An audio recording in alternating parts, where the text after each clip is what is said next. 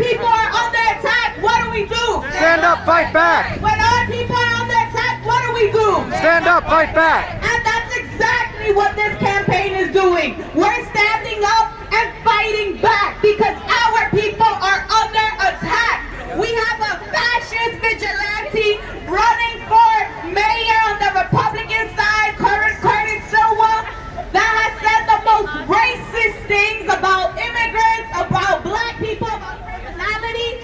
And we have Eric Adams, who literally has been fundraised for by Republicans, by fascists, by people that are against us. You know, he is the candidate that received the most amount of money from real estate developers. The same real estate developers that are leaving our community, black and brown people, out in the streets. 89% of people in shelters are black and brown families. So how could he say that he is for the people when he's literally making deals with those that are kicking us out? That's why we're here saying that it's possible to house every single person in New York City. We need a rent-controlled city where nobody's paying more than 20% of their income. Woo! We need to end homelessness. Woo! More vacant apartments and vacant buildings, vacant lots, than there are people who are in homeless shelters. We could be taking these luxury apartments and making permanent housing for people in homeless shelters instead of just funding the cycle of the shelter industrial complex that doesn't create any real solutions for our community. Woo! Eric Adams says that he wants to bring back plainclothes officers. Boo! These are the same officers that caused the death of Eric Garner, Sahif Asal, Kamani Gray. It's too high of a price to pay. How many more of our people do we need for the police to kill for us to say no more? No more! They have $11 billion in funding. $11 billion.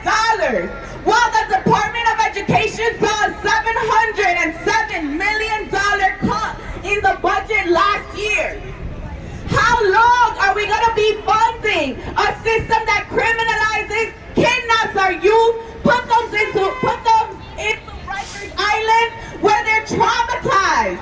Many of them come out, don't receive the mental services that they need and resort to suicide. We've seen this story way too many times. But they're ineffective.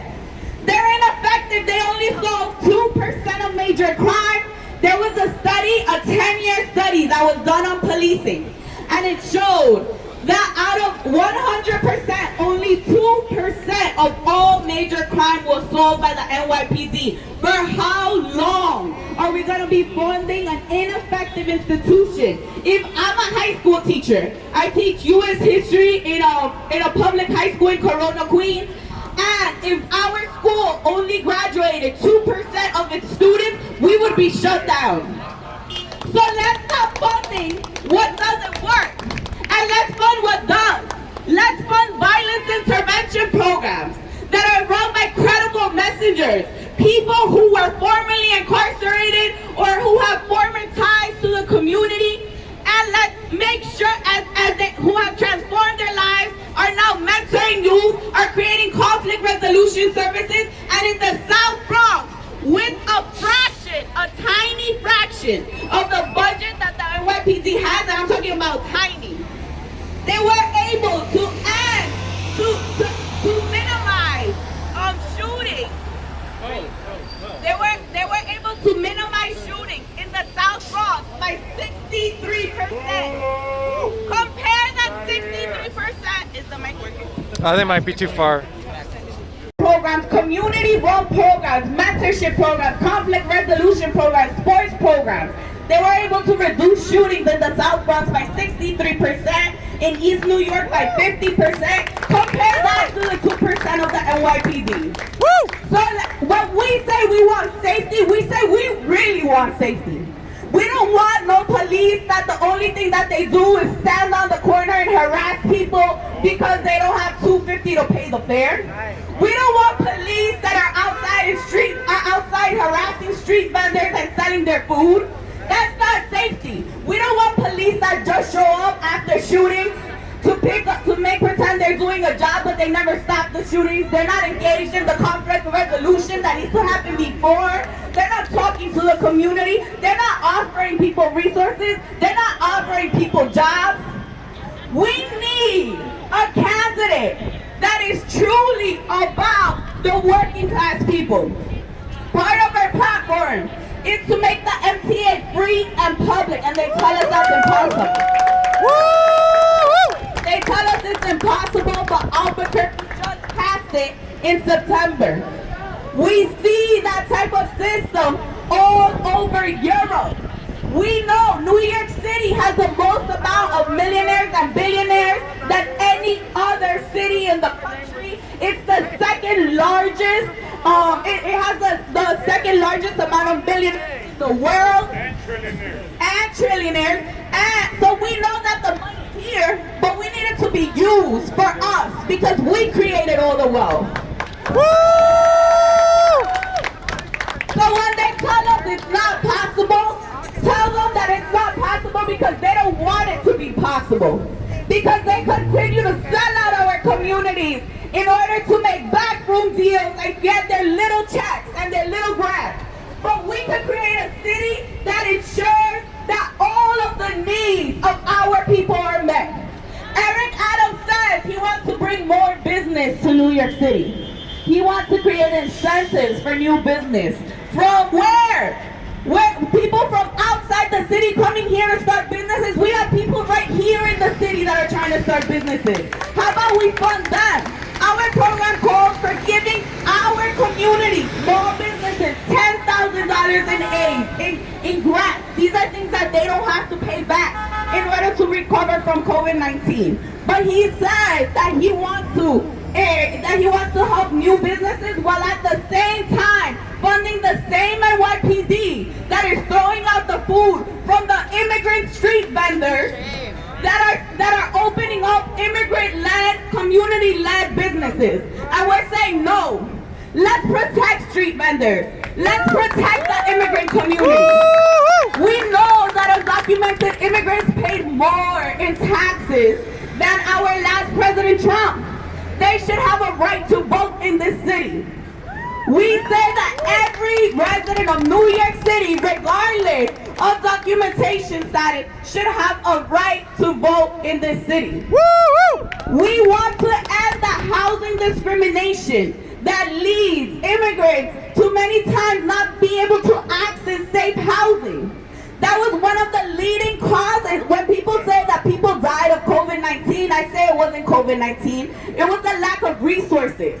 You know, I'm a teacher in Corona, Queens, in a school of 100% immigrant students. And we saw in the communities that all of their parents had to continue working because they weren't allowed to get any release check. They weren't allowed to get any type of unemployment. And what happens when they kept working? They got sick and they went back to their households where they were living with 10 to 20 people because they couldn't afford a decent sized apartment for their family, and then everybody got sick in that household. And they didn't have access to food. We had to start a weekly food delivery program, and not our community would have starved. And the only hospital that was in the area was Elmer's Hospital. And for those of you that don't know about Elmer's Hospital, I grew up going to Elmer's Hospital. This was pre-COVID. If I had an appointment at 3 p.m., I had to take the whole day off because I knew I would be there till probably 8 p.m. trying to see my doctor because they're underfunded hospitals. But it's one of the few health and hospitals that are in the city. And that what health and hospitals mean is that they take people who are uninsured or who don't have documents in order to be able to get insurance, and they put them on payment plans that they could afford. So we have only 11 public hospitals in a city of close to 9 million people. So what was killing people wasn't COVID, it was that they were in the waiting room, waiting to see a doctor, waiting to get medical care, and they didn't have access to any. So what they were doing was close to a genocide, because we saw that the people that were hardest hit were black and brown working class people in community communities that did not have access to proper housing and did not have access to proper health care. So we're saying, let's tax the rich and let's make sure that everybody has access to hospitals in our community. There is no way. How is it possible that we have 11 public hospitals in a city of close to 9 million people, in the richest city, the second richest city of the world? It's possible because of politicians like Eric Adams, like Curtis Sewell, that continue to put profit greed over people's needs, and we say no more. And because we say no more, they tried to silence us. During the debate, we were outside of the debate. We said, you want people to hear the mayoral candidates? I got the same amount of signatures in the petition that you all did. My name is on the ballot. Let me debate. They said you need close to $200,000 in donations in order to be allowed to debate. Why is it so that I need millionaires to be donating to my campaign to be able to debate? To be able to show the working class perspective in the debate. Why? Because they're scared. It's a method of censorship. They only want you to hear the two worst ideas so that you think you do not have options, but you do.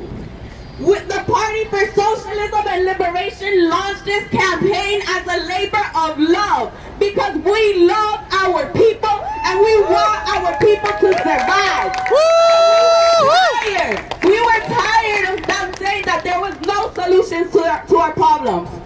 So help us. We only have 2 to 3 days left. Voting has already started. My name is Cathy, Rojas on the ballot, and it says socialism and live. Vote for me November 2nd. But it doesn't end there, because I'm not going to be some fake politician that's going to tell you that if you show up one day to vote, that's all we need. No, we need organizers. We need disciplined people to join our organization, to fight for our needs, to fight for what the working class truly needs. Because at the end of the day, what's bigger than any one politician is the power of the people united. And we know that, because every progressive change that has happened in this city has happened because we went out and we put pressure and we made it happen, not because of any politician. So go out November 2nd, sign up in our sign up sheet, and come out to the streets every single day after November 2nd. Thank you.